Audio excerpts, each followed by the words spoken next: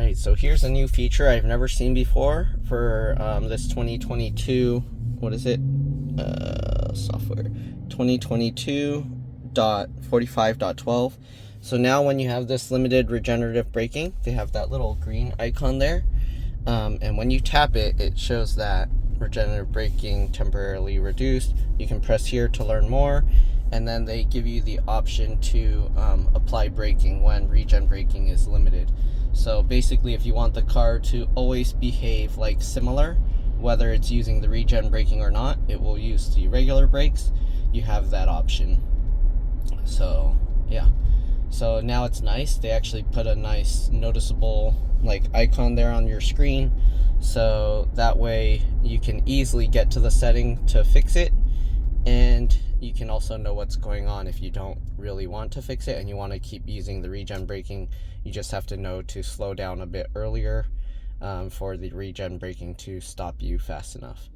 All right, and that's pretty much it. And that one is due to the temperature, because right now it's at 70%. So the regen braking, I think Tesla's constantly trying to see what level of charging and what level of like battery usage is going on to extend the battery life as much as possible, because I think before, when it's at 70%, even when it was like right now, oh, it's 48 degrees Fahrenheit, but I think even at those temperatures it was letting it use the full regen braking. So I think they're constantly updating how much, I don't know what you call it, the calculations and things to figure out what's better for the battery. So I think in the long run the battery will continue to last longer as they kind of find out and realize what will help the battery last longer. But yeah, that's pretty much it.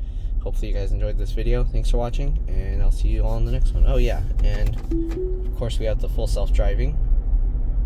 I think we're on 11.3.3, and it does well for the most part. I know I made a video about it failing the U-turns. I mean, that's one thing I know for sure it can't do, so it's kind of like unfair only showing the part it can't do. But for the most part, I mean, I've showed all the older versions. They actually do really well, and it's pretty good enough that I can kind of trust it for the most part. You do still want to pay attention, especially when there's some weird like road markings, or it's like a weird like intersection, or if you're close to like other cars or other objects like barriers and walls, because sometimes it might get confused and then won't know. But for the most part, it does really well, and it's actually saved me a few times, I feel. But yeah, other than that, that's all there is. Thanks for watching, and I'll see you all in the next one. But yeah, U-turns still suck. I can't do those.